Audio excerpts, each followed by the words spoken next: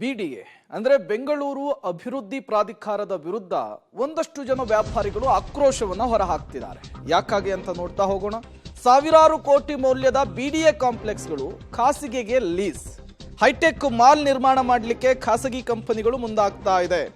ಕೋರಮಂಗಲದಲ್ಲಿ ಅಂಗಡಿ ಮಾಲೀಕರಿಂದ ಕಾಂಪ್ಲೆಕ್ಸ್ ತೆರವಿಗೆ ವ್ಯಾಪಕ ವಿರೋಧ ವ್ಯಕ್ತವಾಗ್ತಾ ಇದೆ.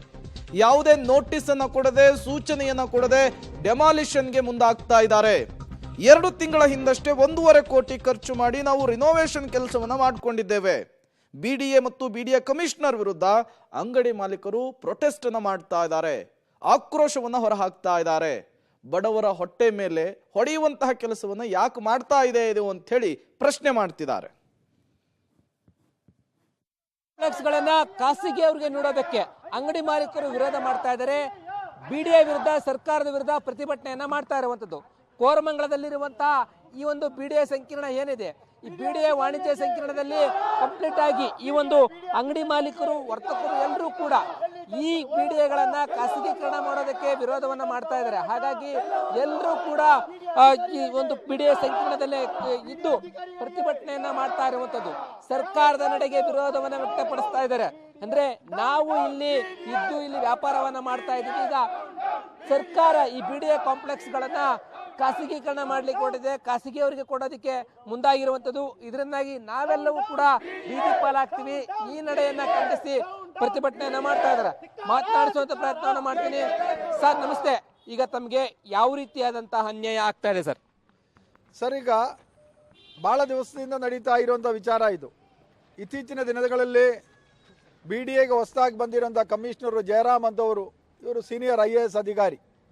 ಇವರ ಉದ್ದೇಶ ಏನು ಅನ್ನೋದು ಗೊತ್ತಿಲ್ಲ. ನಮ್ಮ ಜನ ಮನವಿ ಮಾಡಿದ್ರೂ ಕೂಡ ಅವರಿಗೆ ಅದನ್ನು ಕೇಳುವಂಥ ಒಂದು ಮನಸ್ಸನ್ನು ಇಲ್ಲ.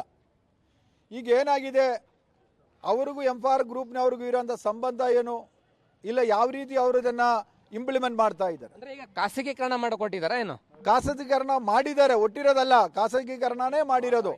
ಅಂದರೆ ಎಂಫಾರ್ ಗ್ರೂಪ್ ಅಂತ ಎಲ್ಲೋ ದುಬಾಯಿ ಮೂಲದ ಒಂದು ಕಂಪ್ನಿಗೆ 70% ಆಸ್ತಿಯನ್ನು ಮಾರಾಟ ಮಾಡಿದ್ದಾರೆ. ಬರೀ ಕೇವಲ 30% ಮಾತ್ರ ನಮ್ಮ ಕರ್ನಾಟಕಕ್ಕೆ ಇಟ್ಟಿದ್ದಾರೆ. ಇದನ್ನು ನೋಡಿದರೆ ಆ ಜಯರಾಮ್ ಅಂತವರ ಉದ್ದೇಶ ಏನು, ಅವರು ಹಣ ಪಡೆದಿದ್ದಾರಾ ಇಲ್ಲ ಲಂಚ ಪಡೆದಿದ್ದಾರಾ ನಮ್ಗೆ ಗೊತ್ತಿಲ್ಲ. ಬಟ್ ನೂರಾರು ಕಂಪ್ಲೇಂಟ್ಗಳನ್ನು ದಿನನಿತ್ಯ ಬಿಡಿಎಗೆ ಹೋಗ್ತದೆ. ಒಂದು ಕಂಪ್ಲೇಂಟನ್ನು ಕೂಡ ಸೀರಿಯಸ್ ಆಗಿ ತಗೊಳ್ಳದೇ ಇರುವಂಥ ಒಂದು ಸೀನಿಯರ್ IAS ಅಧಿಕಾರಿ ಇಷ್ಟು ಮಟ್ಟದಲ್ಲಿ ಇದನ್ನು ಸೀರಿಯಸ್ ಆಗಿ 2 ತಿಂಗಳಲ್ಲಿ ಅವ್ರು ಬಂದು 2-3 ತಿಂಗಳಷ್ಟೇ ಆಗಿರೋಂಥದ್ದು. ತಮಗೆ ಇದರಿಂದಾಗಿ ಯಾವ ರೀತಿಯಾದಂಥ ಸಮಸ್ಯೆ ಆಗುತ್ತೆ? ಖಾಸಗೀಕರಣ ಮಾಡಿದ್ರೆ ತಾವು ಈ ಒಂದು ಅಂಗಡಿಗಳ ಮಾಲೀಕರು ಯಾವ ರೀತಿ ತಮಗೆ ಅನ್ಯಾಯ ಆಗುತ್ತೆ ಅಂತ? ತಮಗೆ ಅನ್ಯಾಯ ಅಂದರೆ ಅವ್ರು ಏನು ಮಾಡ್ತಾರೆ, ಬಿಲ್ಡಿಂಗ್ನ ಡೆಮಾಲಿಷ್ ಮಾಡಿಬಿಡ್ತಾರೆ. ಡೆಮಾಲಿಷ್ ಮಾಡಿದ್ಮೇಲೆ ನಮ್ಮನ್ನ ಬೇರೆ ಕಡೆ ಹೊರಗಡೆ ಹಾಕ್ತಾರೆ. ಮತ್ತೆ ನಮಗೆ ಎಲ್ಲಿ ಹೋಗೋದು? ನಾವು ಇಲ್ಲಿ 84 ಅಂಗಡಿಗಳಿದೆ. 84 ಅಂಗಡಿಗಳು ನಾವು ಎಲ್ಲಿ ಹೋಗಿ ಮಾಡೋಣ, ಎಲ್ಲಿ ಹೋಗಿ ಸಂಪಾದನೆ ಮಾಡೋಕ್ಕಾಗುತ್ತೆ? ವ್ಯಾಪಾರ ಎಲ್ಲಿ ಮಾಡೋಕ್ಕಾಗುತ್ತೆ? ಇಲ್ಲಿ ಸಬ್ ರಿಜಿಸ್ಟ್ರ್ ಆಫೀಸ್ ಇದೆ, ರೈಲ್ವೆ ಇದೆ, ಬೆಸ್ಕಾಮ್ ಇದೆ, ಮತ್ತು ಸ್ಟ್ರೈಪ್ಸ್ ಅಂತಿದೆ, ಮುರುಗಣೆ